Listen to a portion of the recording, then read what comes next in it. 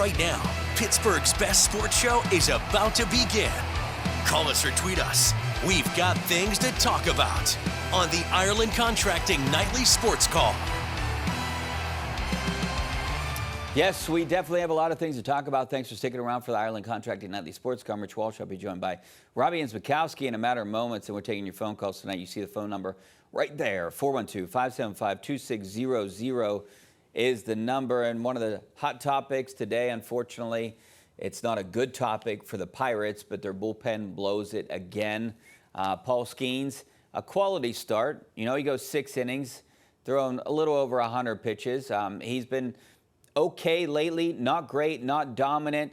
The Pirates have lost his last 6 starts. He's 0-4 in that span with a 4.45 ERA. So a lot of struggles for the starters, but more struggles for the bullpen.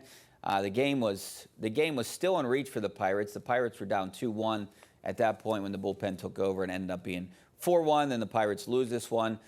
So I don't know what you do, Robby, about the bullpen, but it's not good, and they got to make some changes quick. I don't think the fix is internally. They've tried that with guys like Kelly, Matson, Boudoir. Just not working out. You got to go do something before the season gets away from you. Yeah, Rich, you know, like I said before, and I think we talked about this on Friday night, you know, look, the bullpen is a clear Achilles heel right now, and this is what's difficult, and, you know, we'll talk about this more in the number one Cochrane Nightly Sports Showdown later on, is that, you know, bullpens are tough to build to begin with. Just in general, they just are. Very few teams have their bullpen configured from start to finish throughout the course of a season. But you're right, Rich.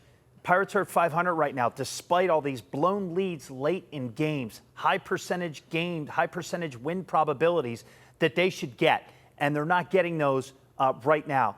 How do you fix it? That is the million-dollar question. Ben Cherington has some tough decisions to make with regard to this, but Rich, I'm hesitant to trade a piece for the future because the way this roster is constructed right now, think of all the losses they endured in 2020, 21, 22, the first 3 years of Ben Cherington's tenure as general manager of the Pirates. They built up for a year like 2026. The Pirates have to hit on every free agent signing, and they hit on almost every free agent signing. O'Hearn, Lau, Ozuna's been a tough one right now. Soto up and down. Santana, great year last year, struggling now. So there's not a lot of margin for error. So to see them losing games the way they're losing them right now in the fashion they're losing them, and especially not winning Paul Skeens' last 6 starts, it's a troublesome trend, and I hope they turn it around beginning in Oakland tomorrow. Robby, I get what you're saying, but it seems like all the Pirates ever do is stockpile prospects, and they just continue that trend. You got to trade them and get something for them at some point. You have a window here with Paul Skeens. You have a window that you can win. You got an offense. Maybe if you re-sign Lau, you got things going in the right direction. I would give up a prospect. I don't know about a high-end guy. Of course not. You don't give up Seth Hernandez. You don't even give up a top 10 guy to get a bullpen arm in here, but you need 1 or 2 guys. And I feel like maybe a low-level, low-A prospect or someone that's in Altoona. I can't even think. I wouldn't even mind parting ways with Termarr Johnson because he's kind of stuck right now behind a couple guys. I mean, and then if you look at the big league roster, I was trying to think of guys that maybe are expendable. A guy like Jared Triolo, for me, is expendable, and you might be able to get something for him, possible, especially when Connor Griffin comes back. But he's like the one guy that maybe I would part ways with. Obviously, nobody's going to take Ozuna for anything, right? Nobody wants him and his batting average, so you're kind of stuck. So the only guy that maybe you can get something for is Triolo, or maybe Nick Gonzalez, but you need his bat, you know? I mean, you can't replace Nick Gonzalez with Jared Triolo. And Triolo is a defensive whiz. He's a Gold Glove winner, and he can come in late in games. That guy can win you a game with his glove alone, you know, in the right situation. You know, and that's what another team might see, Robby, and that's why I'm saying he might be valuable to someone else. Right. Yeah, no doubt about it. And, Rich, you know, again, you know how much this hurts my heart to agree with what you're saying, but I'm doing it right now. I think you're exactly right with what you're saying, first of all. But here's the thing. Think about it. You have like a Blake Trinan, for example, or whomever, some middle reliever on the Dodgers making high money, right? Who would take a low-end prospect for a high-leverage reliever? Now you got to look to losing teams. That's the obvious thing. You got to do that. But, you know, how many middle relievers are having really good years and that could see that success translate coming to Pittsburgh? And what do the Pirates have to give up when they have spent so long building to get here, where they are right now to be competitive? Paul Skeens, and we know the years to have, but think about it. Skeens, Chandler, Keller, Ashcraft having a great year. We saw the Majinski stuff. Jared Jones, if he can get to his, high-end form. And then the way the offense is producing right now, Rich, it's a tough conundrum. I don't know what to do, and it is troublesome. You got to cash in the chips. You got to cash in those chips at some point. You can't just keep building prospects and saying, hey, we're eyeing up the future. Well, the future is now. Well, you got to cash in. And look, I would mortgage a future to win now. If you think you're close, and I don't know if they're close this year, but we'll see what happens next year. That's kind of a weird year because potential lockout or strike. Right. But with these pitchers, they are close. No doubt. And then think about it. If you get into if you could somehow snag a wild card spot, it's a 3-game series. You're going to pitch Paul Skeens followed by whoever the next hottest pitcher is at that time. Right now, it looks like it's Braxton Ashcraft. Seems like Bubba Chandler's starting to get back into a groove right now. So you're right to take a chance, but what does a chance look like if you're the Pirates, Rich? You have to get in, you have to get hot, and everything has to go right to win a World Series. I was a backup reporter with the 2024 Texas Rangers. They were coming off a World Series title, and being close to that team like I was, you realize just how hard it is to win a World Series and how many things have to go right. So what does success look like for the Pirates in 2026? Is it a wild card berth? Is it a playoff berth? Is it winning a division? I mean, to me, that would seem like a successful year, but all the big dogs have all the great players, the Dodgers, Yankees, the normal people we talk about all the time. So you're right, Rich, there's some big decisions to make, and I think the Pirates, man, they're losing the games the way they're losing them right now is really going to bite them in the tail later on this season. I like when you say you're right, Rich. You can keep saying that, but yeah, let me think about that. Hold on a minute. Nope, not going to do it. You could forget about the division this year. A success would be a wild card. Rich, anything less, I don't know if it'll be a disappointment. If they finish with 84 wins and don't get in a wild card, you kind of say, hey, we're taking a step in the right direction. Right, but think about this. You threw me off with the whole say, Rich, you're right again comment. Yeah. Made me lose my train of thought. I forget exactly what you said after, but I had a rebuttal to that. Now I'm embarrassing myself. All right, we're going to take a break, and I'll let you think about it. 412-575-2600 is the number. Back in a couple minutes.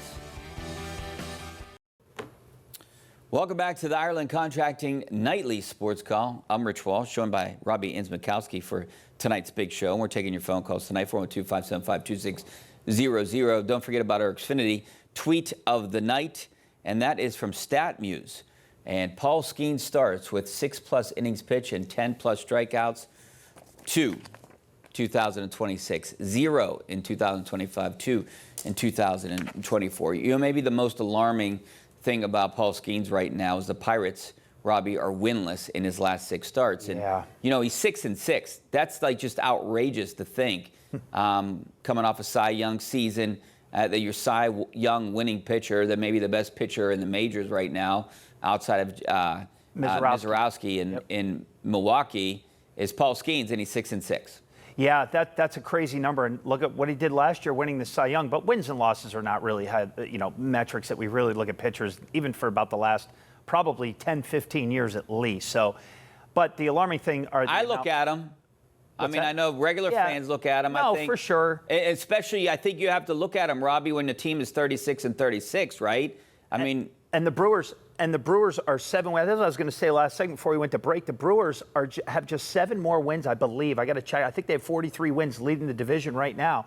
So think if the Pirates, I think it's like 6 or 7, like high percentage win probability they had late in games and didn't win the game, even if you get 3 or 4, of those out of the 7. I'm not saying get all of them, but just to hang on to a late inning lead and to do it, the position they would be in right now, my goodness, they would, we'd be talking about, what a potential magic number is, or at least start to get it in your head at this point in time if they can play at a certain level and do it. So, Rich, it's a crazy number to see with Skeens. And the other thing about Skeens, too, people might think, velocity's down a little bit, dropping. He's, the numbers aren't, they don't smack you in the face like they did last year, but he's still spinning quality starts here.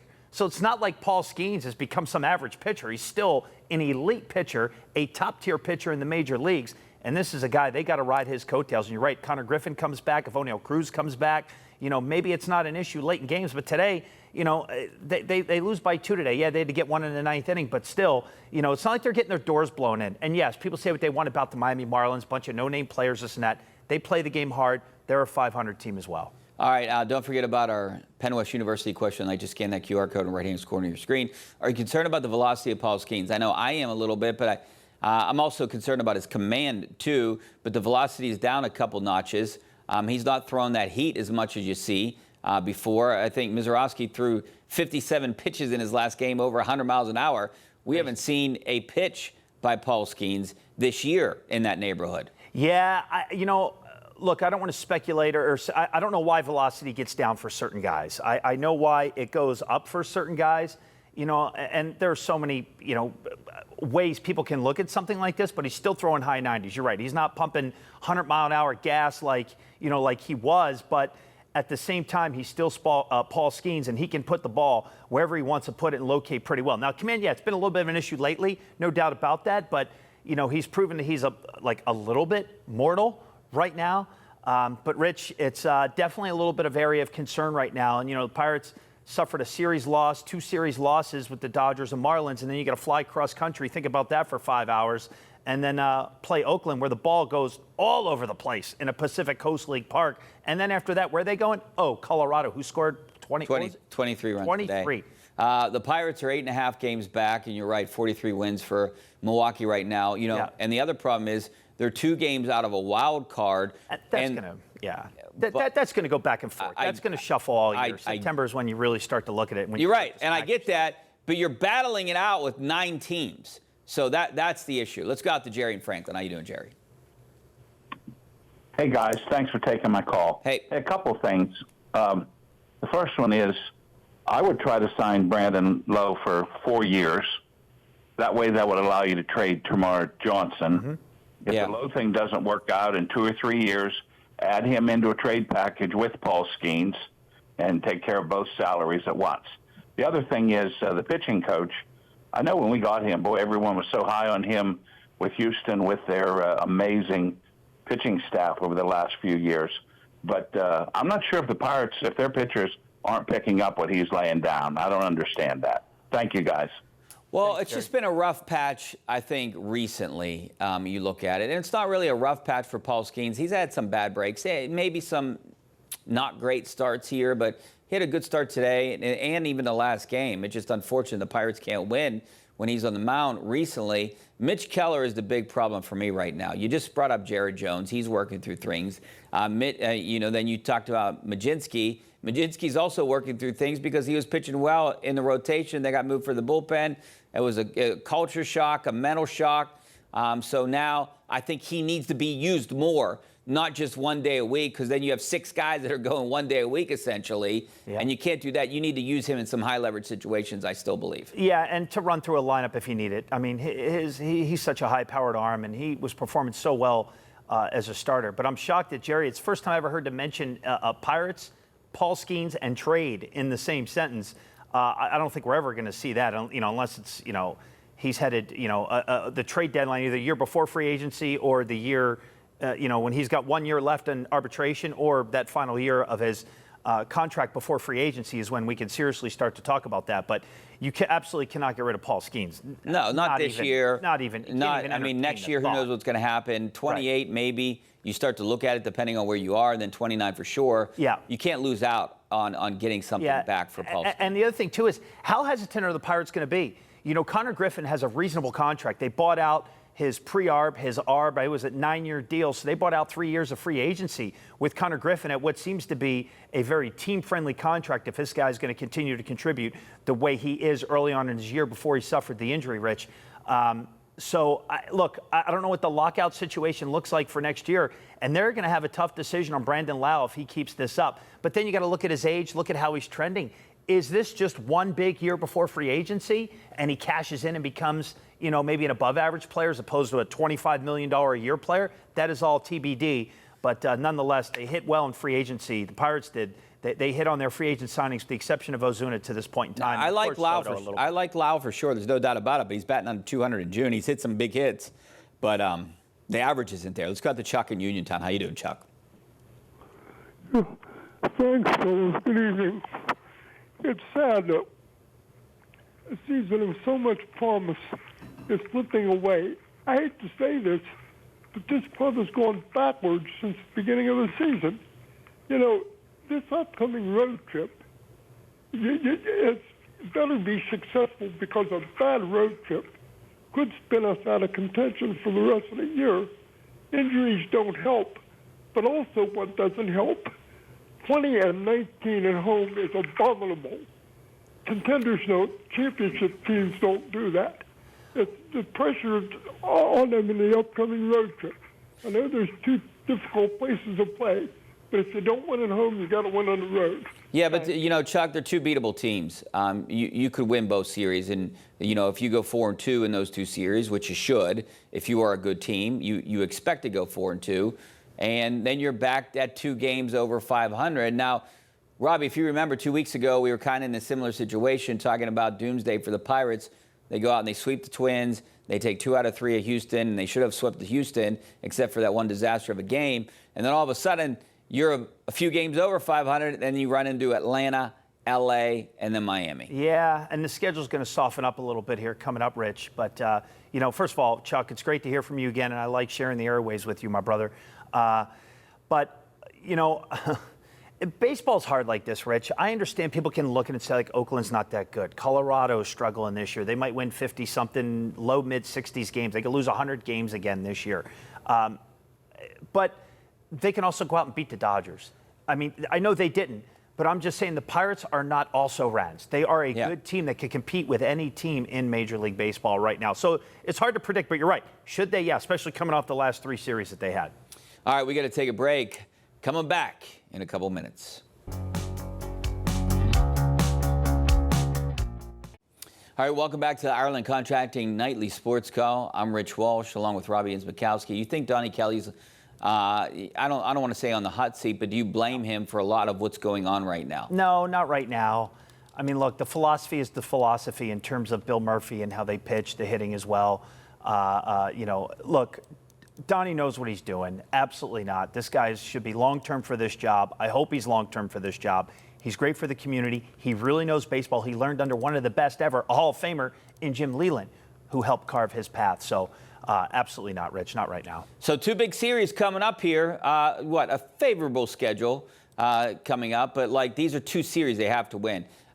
You would start to hit the panic button if they lose one of these 2 series, right? I think we have to see how the other teams in the division and the wild card play out at that time, too. It's a crowded division right now.